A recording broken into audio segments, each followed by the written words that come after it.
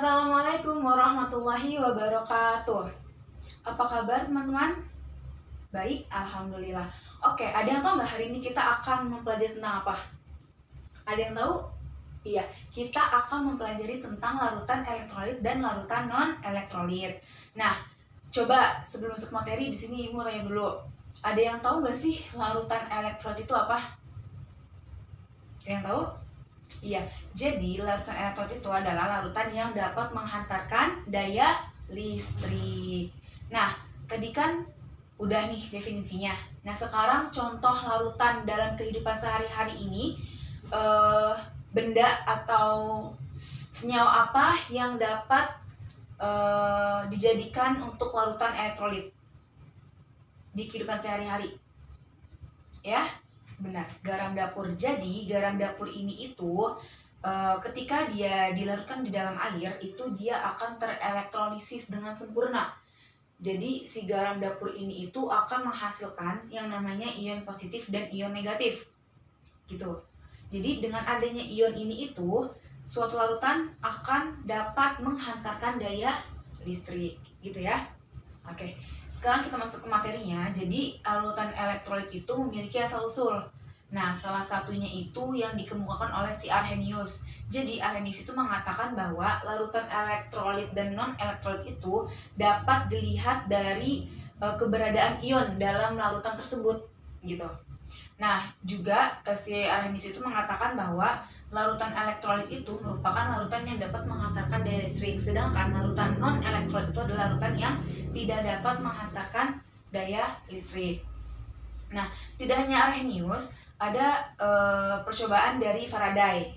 Dia melakukan percobaan dan dihasilkan bahwa jika arus listrik dialirkan ke dalam larutan elektrolit, akan terjadi proses elektrolisis yang menghasilkan gas. Jadi ketika arus listrik dimasukkan ke dalam larutan elektrolit, itu dia akan menghasilkan gas. Dalam bentuk apa? Dalam berupa apa? Yaitu dalam berupa gelembung, gitu. Nanti untuk lebih jelasnya, biar kalian memahami atau lebih kena gitu ya, Ibu akan menyediakan video tentang larutan elektrolit ini, atau lebih tepatnya ke percobaannya gitu ya, biar kalian ada gambaran gitu. Oke.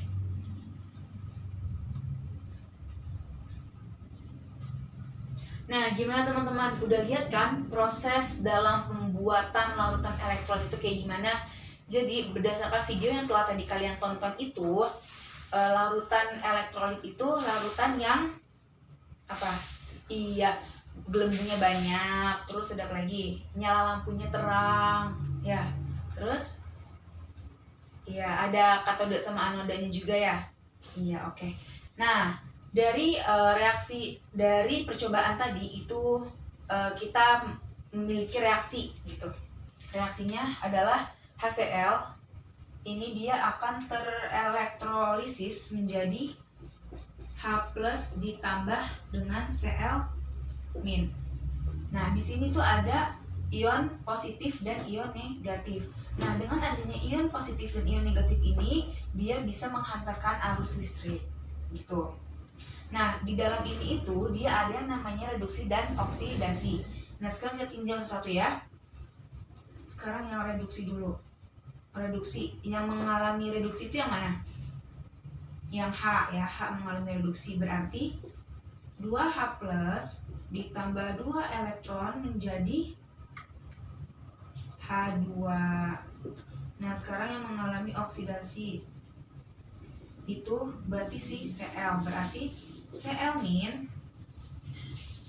dia menjadi Cl2 ditambah 2 elektron gitu. Terus di sini itu dia hasil akhirnya si produknya itu dalam bentuk gas. Jadi sesuai dengan teori percobaan si Faraday gitu ya. Nah, terus tadi kan kita ambil contoh garam dapur. Nah, kalau ditinjau dari reaksinya, garam dapur ini memiliki reaksi NaCl ditambah H2O menjadi Na+ ditambah Cl-. Lihat, ketika garam dapur ini ditambahkan oleh Aquades, dia akan terelektrolisis dengan sempurna dengan adanya ion positif dan ion negatif gitu. Nah terus ini kan larutan elektrolit nih. Nah kira-kira dia tahu nggak kalau larutan non elektrolit yang tadi sudah kalian tonton di video itu apa? Yaitu larutan gula ya. Jadi larutan gula itu tadi setelah kita lihat videonya dia tidak ada gelembung gitu. Jadi dia tidak menghantarkan arus listrik. Nah, gimana sih reaksinya? Reaksi seperti ini. C12 ditambah H22 C12 H22O11 ditambah H2O menjadi C12 H22O11 dalam bentuk aquos. Jadi, kalau kita lihat dari reaksinya itu dia tidak menghasilkan ion positif maupun ion negatif. Jadi, dia tidak dapat menghantarkan arus listrik gitu. Oke. Kita lanjut ke jenis-jenis larutan elektrolit. Jadi jenis-jenis larutan elektrolit itu ada dua, ada elektrolit kuat sama elektrolit lemah. Kalau elektrolit kuat itu tadi yang kayak di video tadi ya, yaitu gelembungnya banyak, terus nyala lampunya juga lumayan terang, terus apalagi terbuat dari asam kuat, basa kuat, dan juga garam dari asam dan basa kuat. Terus apalagi yaitu adalah derajat ionisasinya itu nilainya sama dengan 1. Itu untuk yang kuat. Kalau yang lemah berarti gelembungnya sedikit, nyala lampunya itu redup, terus terbuat dari asam lemah, basa lemah, terus juga nilai derajat ionisasinya itu adalah kurang dari 1 gitu. Oke? Kita lanjut ke manfaat larutan elektrolit bagi kehidupan. Jadi larutan elektrolit ini itu berfungsi atau berguna dalam kehidupan sehari-hari. Nah, salah satunya itu adalah pada mesin kendaraan itu kalian kan kalau kayak sepeda motor, mobil itu kan ada akinya. Kenapa itu dia bisa, mobil itu bisa jalan? Karena ada akinya. Nah, di dalam aki itu apa sih? Di dalam aki itu adalah larutan elektrolit gitu. Sehingga dia dapat mengubah energi menjadi energi gerak gitu ya.